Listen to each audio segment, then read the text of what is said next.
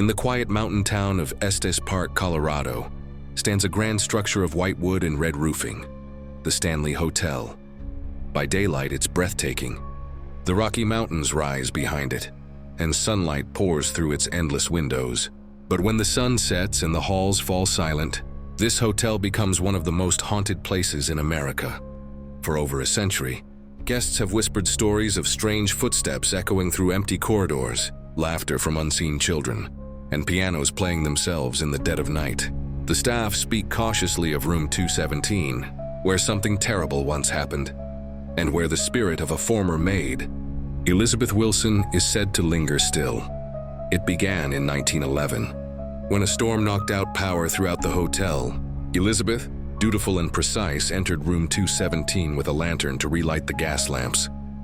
What she didn't know was that gas had filled the room, and when her flame touched the air, the resulting explosion shattered the entire wing. Miraculously, Elizabeth survived, but she never truly left. Guests who stay there report waking to find their bags unpacked, their clothes folded neatly, and the faint scent of lilac perfume filling the air, Elizabeth's favorite. But others have seen her face in the mirror, or felt her hand brush their shoulder in the dark.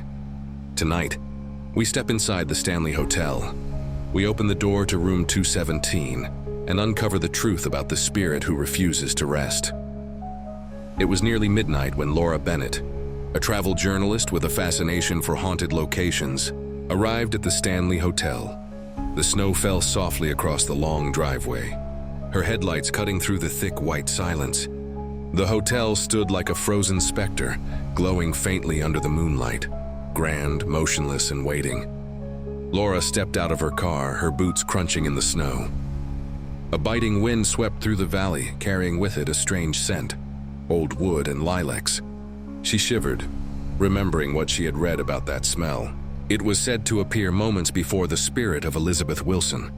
The long-dead maid made herself known. Inside, the lobby was warm and filled with old charm. Chandeliers, velvet curtains, and portraits of smiling guests from a century ago. But something about the air felt heavy, as though 100 unseen eyes followed her every step. The receptionist, a thin man with dark-rimmed glasses, greeted her with a polite but weary smile. "You're in room 217, he said softly, sliding a brass key across the counter. "Just be respectful. She doesn't like when people mock her." Laura forced a nervous laugh. "You mean the maid?" He didn't answer. Instead, he turned the guest book toward her. At the bottom of the last page, she noticed something odd. A faint, shaky signature that read, E. Wilson, dated that very day. Her hand trembled as she took the key. When she glanced back at the book, the signature was gone. As she walked toward the elevator, she heard the faintest sound of humming. It was soft, delicate, and coming from the upper floor. The elevator doors creaked open with a long metallic groan, revealing a narrow hallway bathed in yellow light. The air was thick with the scent of old polish and something faintly sweet, lilacs again. Laura clutched the brass key, its number 217 engraved in looping script that gleamed faintly in the dim light. As she walked, the patterned carpet seemed to muffle her footsteps too well, almost as if it were swallowing the sound. Each room she passed had a slightly open door, and from one she thought she heard whispering. She stopped, listened, silence. The hum of the building felt alive, almost like slow breathing. When she reached room 217, she hesitated. The door looked different, older than the others, its paint slightly cracked, its brass handle polished to a strange shine. Taking a deep breath, she slid the key into the lock. It turned smoothly, almost too easily, and the door opened on its own. The room was beautiful in an unsettling way. Antique furniture, lace curtains fluttering despite the closed windows, and a large bed with crisp white sheets. But what caught her eye was the burn mark on the carpet, a perfect circular scar right beside the bed. She remembered reading that this was where the explosion had happened in 1911, the one that nearly killed Elizabeth Wilson. Laura took out her camera to snap a photo, but when the flash went off, the reflection in the mirror behind her froze her in place. A woman in an old maid's uniform, standing just over her shoulder, holding a candlestick. When she turned around, the room was empty. But the air was now heavy with lilacs. Laura couldn't shake the image from her mind. The woman's hollow eyes, the faint shimmer of her uniform, and the candlelight that never seemed to flicker. That night, she transferred the photo to her laptop, zooming in again and again. The figure was there, solid and defined. No trick of the light, no blur. Someone or something old had been in that room. Unable to sleep, she decided to test a theory. The next evening, she returned to room 217, setting her camera on a tripod aimed directly at the mirror. She lit a single candle, placing it where the reflection of the maid had appeared. The clock read 3:07 a.m. when the candle flame began to tremble, even though the air was still. A faint scent of lilacs filled the room once more. Then came a whisper, soft, drawn out, almost sorrowful. "He never left." Laura froze. "Who?" she whispered back before realizing how absurd it was to respond. But something answered. The mirror rippled slightly, as if water had been disturbed beneath the glass. The reflection of the bed began to darken, and for a brief moment, she saw a man's silhouette standing beside it, motionless. Then, nothing. When Laura reviewed her footage the next morning, her hands trembled. The camera had captured the mirror's surface pulsing faintly, like it was breathing. And for exactly 4 seconds at 3:11 a.m., the figure of a woman in a maid's uniform could be seen holding a tray with 2 broken glasses, her expression twisted in silent despair.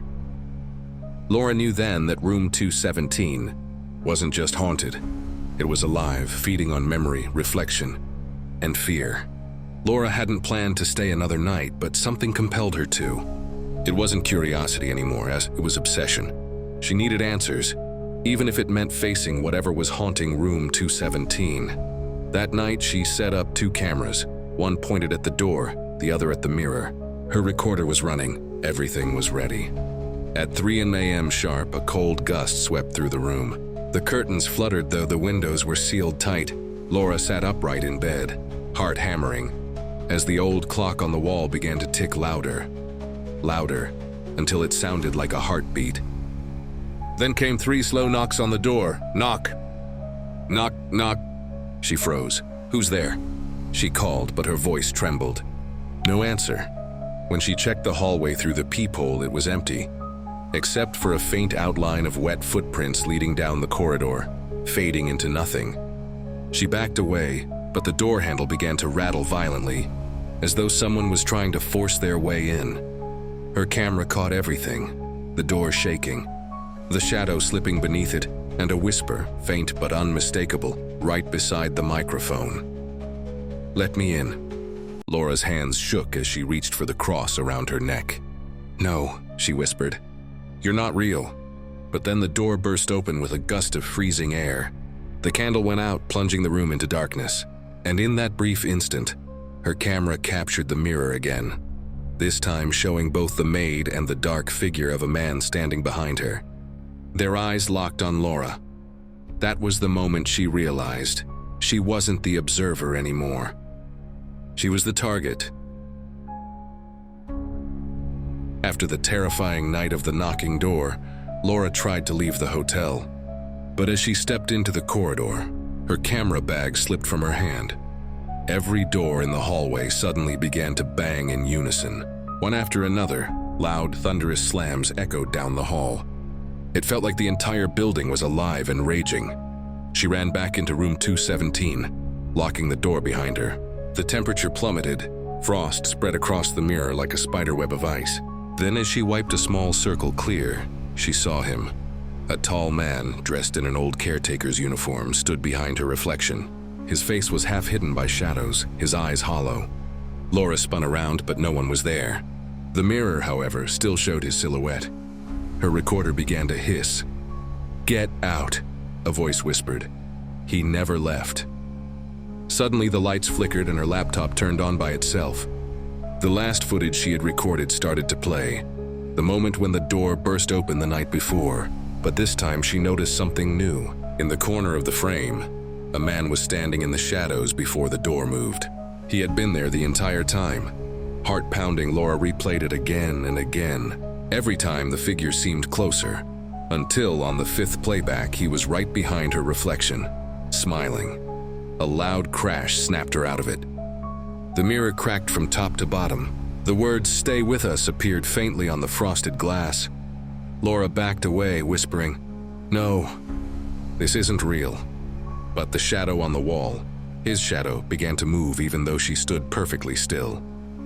The morning brought no peace. The storm outside had stopped, but inside the old inn everything still felt wrong. Too quiet, too still. Laura sat on the edge of the bed, staring at her cracked mirror, where faint traces of the words "Stay with us" still shimmered like frostbite on glass. She told herself she would leave that morning. But when she packed her things and opened the door, the hallway looked different. The lights were dimmer, the wallpaper seemed older, and the air was thick with dust. The entire building looked decades out of date, like she had stepped backward in time. She called out, "Hello?" Her voice echoed endlessly through the corridors. Then she heard it, a faint tapping sound followed by muffled whispers from inside the walls. She pressed her ear against the plaster. Voices, clear and distinct. "She shouldn't be here. He's watching again. Don't let her leave." Her heart pounded. She backed away, fumbling with her camera. The screen flickered and distorted. Faint faces appeared in the static. The whispers grew louder, merging into a low, guttural chant. Then the wall itself began to move. The wallpaper bubbled outward, as if something were pressing from the other side. A hand, pale and skeletal, pushed through the plaster, leaving behind streaks of dust and blood. Laura screamed and stumbled backward, hitting the dresser. The whispering stopped. Only her ragged breathing filled the room. Then, from somewhere inside the wall, she heard a single voice. Calm, male, and close. "We were buried here." The room went cold again. Her phone's clock glitched, the digits flickering between 1974 and 2025. Whatever haunted this place wasn't just a ghost. It was time itself collapsing around her. Laura's hands trembled as she clutched her phone, its flickering light barely piercing the gloom. The voices had vanished, but the silence that followed was worse. Thick, suffocating, expectant. Every instinct screamed for her to leave, but a strange pull, something deep and magnetic, kept her feet rooted to the floor. She noticed then, at the end of the corridor, a door she hadn't seen before. It was heavy, wooden, reinforced with rusted iron hinges. A small brass plaque read, "Basement access, authorized only."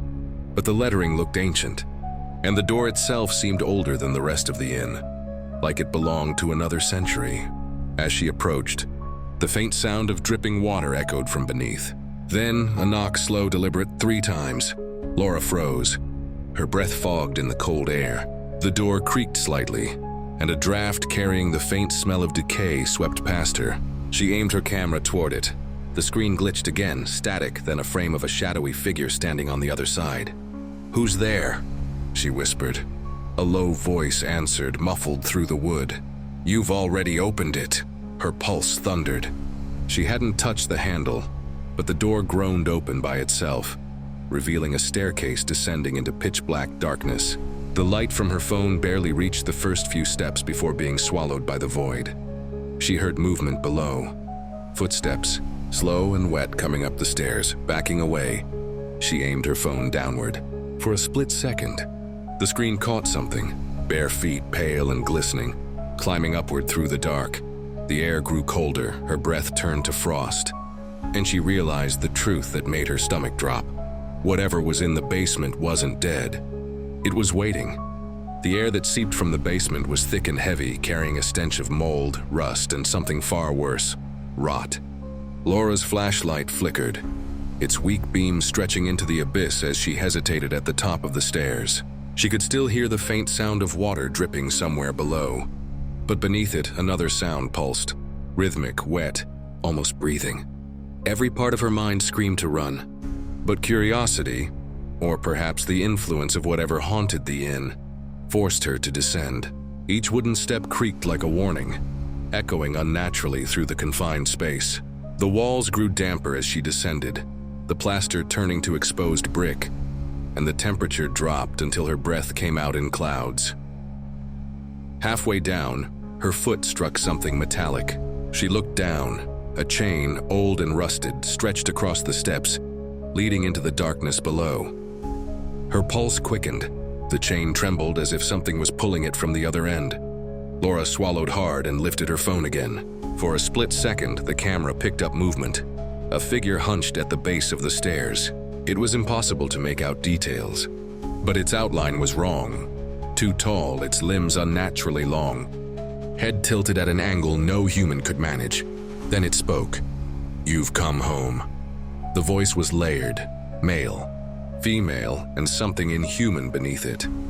Laura stumbled back, but the stairs behind her had vanished. Only a solid wall remained where she'd come from. The way out was gone. The basement was alive, reconfiguring itself. Somewhere below, the chains rattled again, and whatever waited in the dark began to move toward her.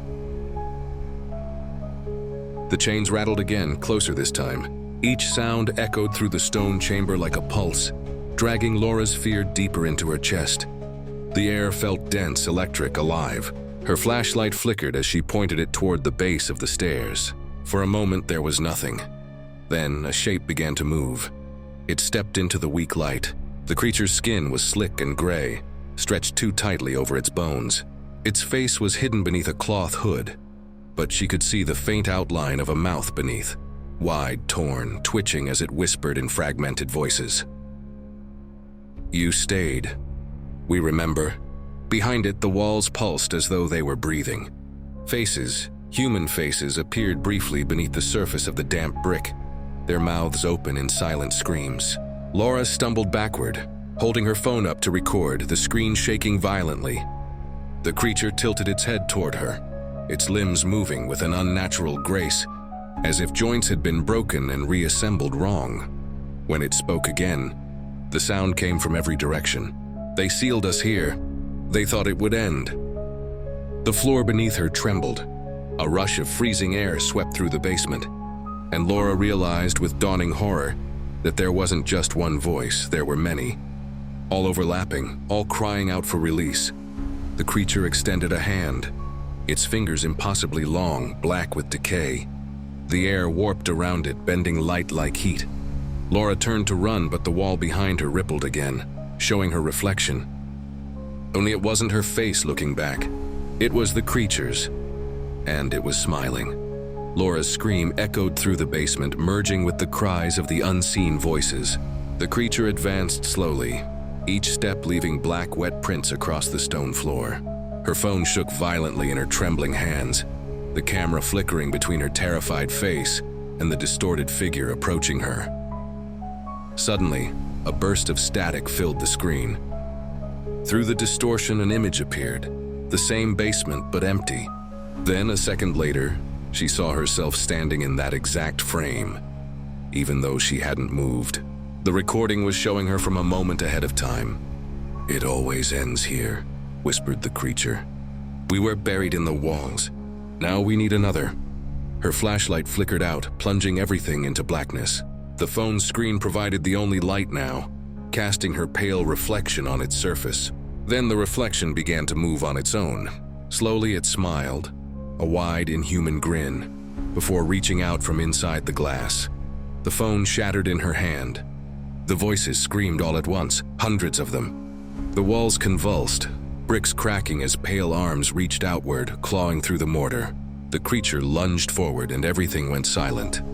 When light returned, the basement was empty. The stairs had reappeared. The door at the top creaked open as if nothing had happened. Days later, when investigators entered the inn, they found only her phone, still recording. The final frame showed a dark corner of the basement, and just before the video ended, Laura's voice whispered faintly, "Don't come here. They're not gone." And then, a face appeared in the corner of the screen, smiling.